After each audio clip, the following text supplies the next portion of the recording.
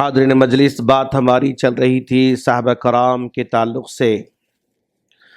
اللہ کے رسول صلی اللہ علیہ وسلم مکے سے مدینے کو جاتے ہیں اور مدینے میں 1 سال گزر جاتا ہے، 2 سال گزر جاتے ہیں، تو اللہ تبارک و تعالی پہلی مرتبہ کفار کا مقابلہ کرنے کے لیے جہاد کی پرمیشن دیتا ہے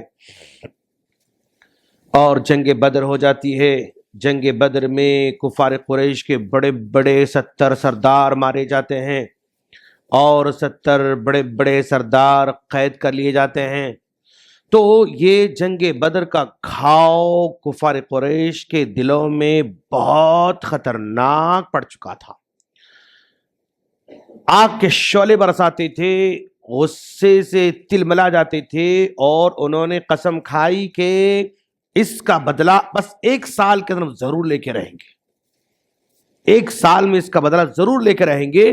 تو جنگ بدر کے بعد وہاں کے بڑے بڑے سرداروں نے مل کے تیاری شروع کر دی، اور تیاری شروع کرنے کے بعد آپ نے اعلان کر دیا کہ اب مدینے پہ ہم حملہ کرنے والے ہیں۔ 3000 فوج کو لے کر مکہ سے نکل رہے ہیں۔ اللہ کے رسول صلی اللہ علیہ وسلم کو پتہ چلتا ہے کہ بھئی 3000 کی فوج مدینے پر حملہ کرنے آ رہی ہے، تو آپ نے صحابہ کرام کو بٹھا کر مشورہ کیا کہ کیا کیا جائے، آیا ہم مدینے کے اندر رہ کر لڑائی کریں گے یا مدینے کے باہر جا کر لڑائی کریں گے؟ تو یہاں پر 2 طرح کے لوگ ہوتے ہیں، جو بزرگ صحابہ تھے، بڑی عمر کے صحابہ تھے، انہوں نے مشورہ دیا کہ اللہ کا رسول ہم لوگ مدینے کے اندر رہ کر لڑیں گے، لیکن نوجوان صحابہ کرام نے کہا اللہ کا رسول مدینے کے ہم اندر لا کر نہیں بلکہ مدینے کے باہر جا کر ہم لڑیں گے، مقابلہ کریں گے، تاکہ ہمارے مدینے کے لوگ عورتیں سیف رہیں۔ اگر ہم اندر لڑیں گے تو عورتوں پر بھی مشکلات آ سکتی ہیں، بچوں پر مشکلات آ سکتی ہے، لہذا جنگ مدینے کے اندر نہیں ہونا چاہیے، مدینے کے باہر میدان میں ہونا چاہیے۔ اللہ کے رسول نے نوجوان صحابہ کرام کی بات کو مان لیا۔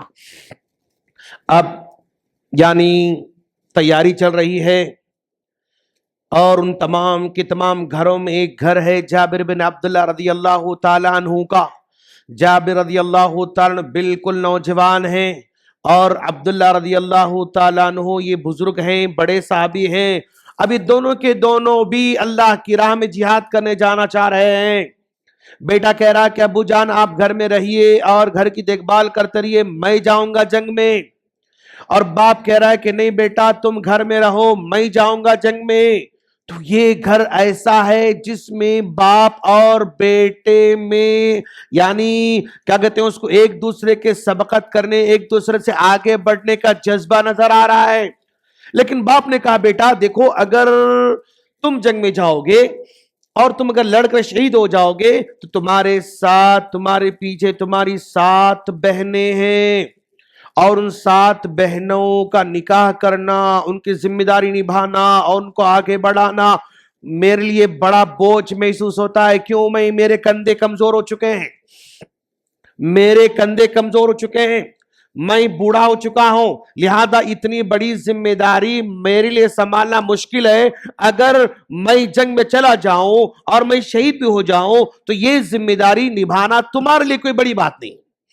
تم نوجوان ہو، تم بہنوں کو جو ہے تربیت کر سکتے ہو، نکاح کر سکتے ہو، آگے بڑھا سکتے ہو، لہذا تمہارا گھر میں بیٹھے رہنا، تمہارا گھر میں بہنوں کی دیکھ بھال کرنا یہ زیادہ مناسب لگ رہا ہے۔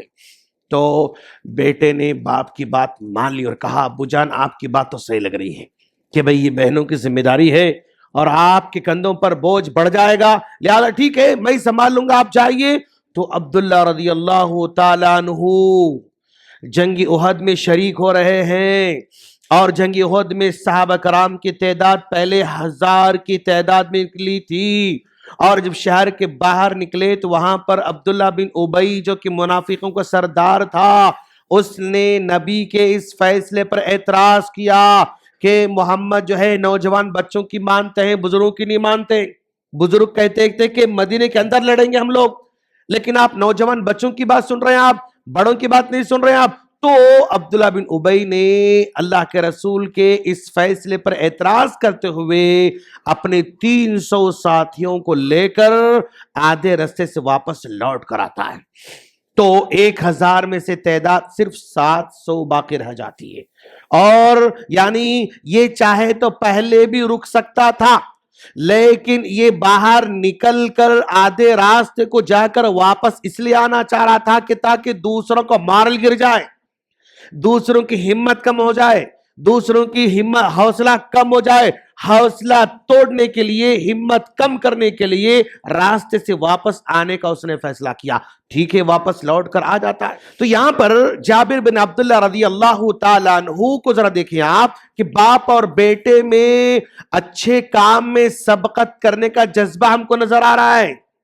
بیٹا بھی کہا ابو میں یہ کرنا چاہ رہا ہوں، باپ بھی کہتا بیٹا میں یہ کرنا چاہ رہا ہوں، لیکن فائنلی بیٹے نے ابو کی بات کو مان لیا، اپنے باپ کی بات کو تسلیم کر لیا، اور باپ جو ہے شہید ہو جاتے ہیں۔ شہادت کے بعد اللہ کے رسول صلی اللہ علیہ وسلم نے تدفین کا مسئلہ لے کر آیا، تو یہاں پر عبداللہ جو کہ جابر کے والد ہیں، ان کے بارے میں اللہ کے رسول نے کہا کہ یہ اور فلاں صحابی بہت گہرے دوست ہیں، بہت گہرے دوست ہیں، وہ بھی شہید یہ بھی شہید، یاد ان دونوں کو ایک ہی قبر میں دفن کیا جائے، ان دونوں کو ایک ہی قبر میں دفن کیا جائے۔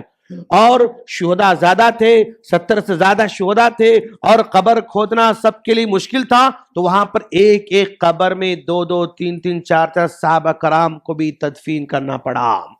لیکن دفن کرنے سے پہلے پوچھتے تھے کہ بھئی جو قرآن کو زیادہ کون جاننے والا ہے، پہلے ان کو رکھا جائے، پھر اس کے بعد جو ان سے کم جاننے والا، پھر اس کے بعد ان کو رکھا جائے، اس کے بعد پھر ان کو رکھا جائے۔ وہاں پر بھی اللہ کے رسول صلی اللہ علیہ وسلم نے اس بات کا اہتمام کیا۔ واپس جنگ سے واپس ہو جاتے ہیں، جابر رضی اللہ تعالیٰ عنہ اپنی بہنوں کی نگہداشت، تربیت جو ہے ذمہ داری نبھا رہے ہیں۔ ایک بار اللہ کے رسول نے دیکھا کہ بہت افسردہ بیٹھے ہوئے مسجد کے اندر، افسوس سے بیٹھے ہوئے۔ کہا جابر کیا بات ہے، ایسے کیوں بیٹھے ہو تم؟ تو کہا اللہ کا رسول آپ جانتے ہیں والد صاحب تو جنگی احد میں شہید ہو گئے، خردہ بھی ہے میرے سر پر ہے، میرے بہنوں کی ذمہ داری میرے اوپر ہے، اب کیسے نبھاؤں، کیسے ذمہ داری کو آگے بڑھاؤں، یہ سوچ رہا ہوں میں۔ تو اللہ کے رسول صلی اللہ علیہ وسلم ذرا دیکھو آپ ایز اے کاؤنسلر وہاں پر نظر آ رہے ہیں، اور ان کے اس غم کو ہلکا کرنے کے لیے، اس کی تکلیف کو ہلکا کرنے کے لیے اللہ کے رسول صلی اللہ علیہ وسلم نے اللہ کی جانب سے سنائی گئی خوشخبری کے بارے میں کہا جابر کیا میں تمہیں ایسی بات نہ بتاؤں جس کے سننے کے بعد تم خوش ہو جاؤ گے؟ کہا اللہ کا ضرور بتائیں، ایسی بات میں سننا چاہوں گا جس میں مجھے خوشی ہو۔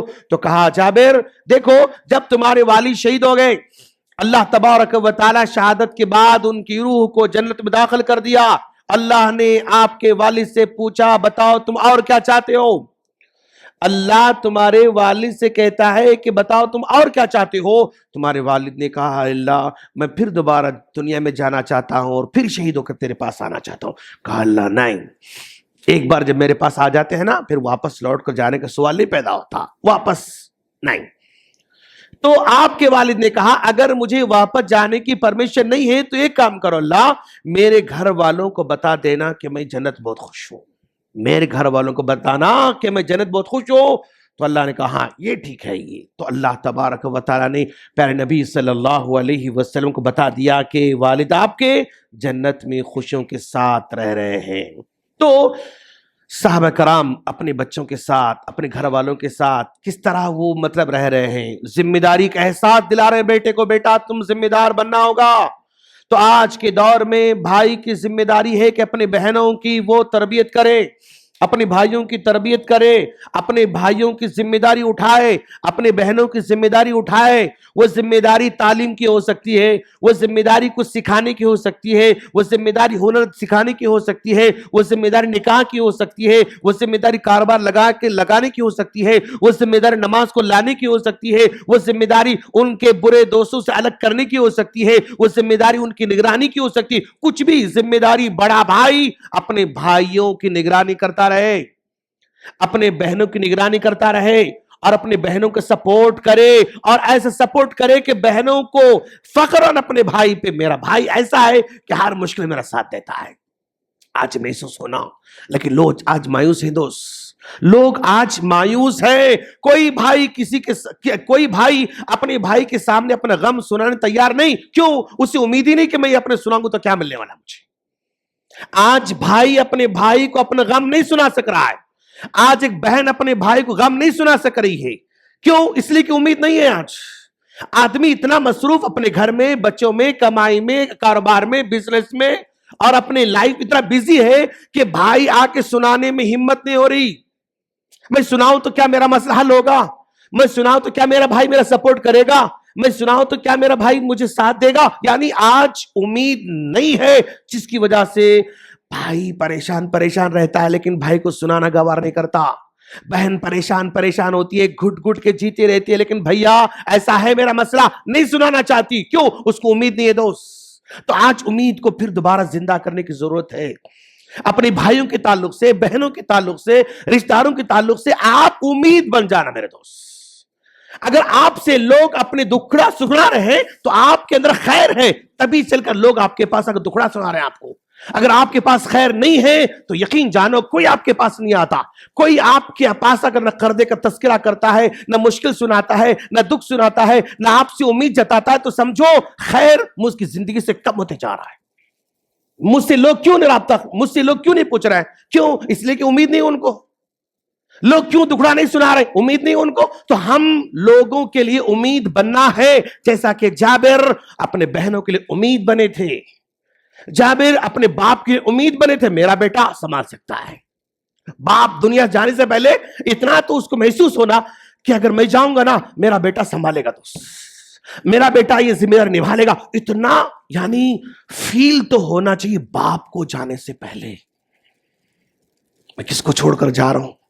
یہ میرے بچے کیا کریں گے؟ یہ کیسے رہیں گے؟ لڑیں گے؟ کیا کریں گے؟ باپ تشویش میں مر رہا ہے آج. باپ کو بھروسہ ہی نہیں اپنے بچوں پہ، کیا کریں گے لوگ. تو کسی نہ کسی ایک پہ باپ کا بھروسہ ہونا، ایسا ہمیں پیدا کرنا، ویسے ہمیں بننا. امید بننے کی ضرورت ہے. اللہ سے دعا ہے اللہ ہم تمام کو کسی کی امید بننے کی توفیق عطا فرمائے، ذمہ داری نبھانے والا بنائے، کسی کے دکھ میں، درد میں سہارا بننے کی توفیق عطا فرمائے. آمین. السلام علیکم ورحمۃ اللہ وبرکاتہ.